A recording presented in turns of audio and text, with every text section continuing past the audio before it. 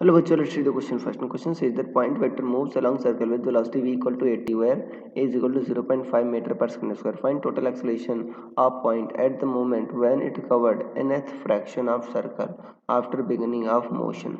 So students, पहले आपको समझना होगा की कंसेप्ट क्या यूज हो रहा है. सो की कंसेप्ट है सर्कुलर मोशन. देखो, सर्कुलर मोशन में आपके दो टाइप के एक्सेलरेशन पॉसिबल होते हैं.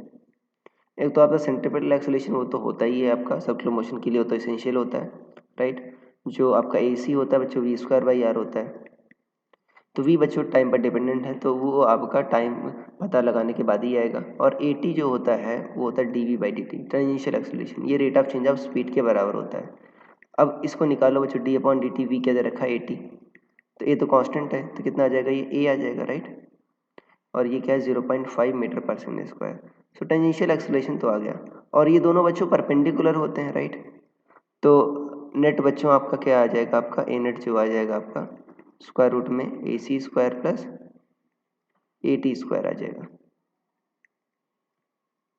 अब AC के लिए बच्चों आपको वेलोसिटी पता करनी होगी, और वेलोसिटी किस इंस्टेंट पर, जब ये nth फ्रैक्शन कवर कर लिया है. अब v देखो, v क्या दे रखा है 80, और v को क्या ले सकते हैं बच्चों, ds/dt. So v equal to क्या है बच्चों आपका 80, और ये क्या है आपका ds/dt है.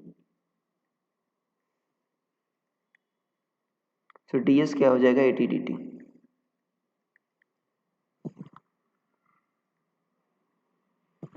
ये है आपका t इक्वल टू 0 पर. देखो ये क्या था बच्चों आपका, ये 0 था, राइट. डिस्प्लेसमेंट आपका 0 था.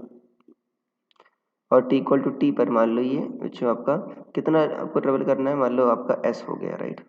तो ये s कितना आ जाएगा बच्चों आपका, AT²/2. ये तो कांस्टेंट है ना, कितना आ जाएगा, AT²/2. अब कितना कह रहा है कि कितना फ्रैक्शन ट्रेवल किया बच्चों, nth फ्रैक्शन किया है. सो 2πr, मान लो रेडियस क्या है बच्चों, r. सो 2πr/n ये किया बच्चों. सो देखो, तो यहाँ से अगर आपको क्या पता करना, v²/r. AC क्या है बच्चों आपका, v²/r. मतलब क्या होगा आपका, A²T²/r. अब यहाँ पर देखो, तो ए इसको अगर ए से बच्चों लेफ्ट हैंड साइड मल्टीप्लाई करो, ए से राइट हैंड साइड मल्टीप्लाई करो. सो A²T² इक्वल टू क्या आ जाएगा, 2πARN आ जाएगा, राइट. और A²T² क्या आ जाएगा आपका,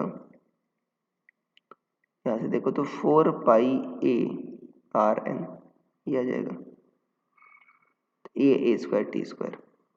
तो यहाँ से देखो बच्चों, A²T² की वैल्यू रखो, 4πARN. AC क्या है, A²T² क्या है बच्चों आपका, R है. ये क्या है बच्चों, 4πARN अपॉन यहाँ पर R.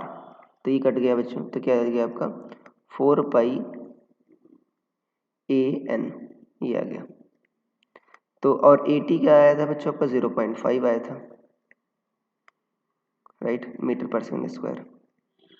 और AC में वैल्यू रखो, तो A क्या है बच्चों आपका, देखो तो 0.5 है, तो ये 4 इंटू 0.5 2 इंटू 0 N क्या है 0.2. सो 0.2 पाई आ गया, राइट. तो 0.628 आ जाएगा बच्चों.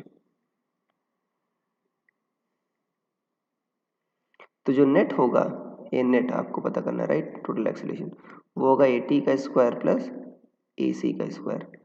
तो ये क्या है बच्चों आपका 0.5 का स्क्वायर प्लस 0.628 का स्क्वायर. तो ये करोगे तो बच्चों लगभग आपका 0.8 मीटर पर सेकंड स्क्वायर आ जाएगा.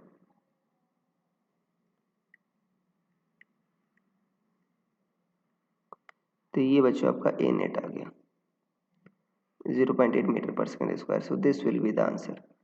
So I hope you understood it well. Best of luck.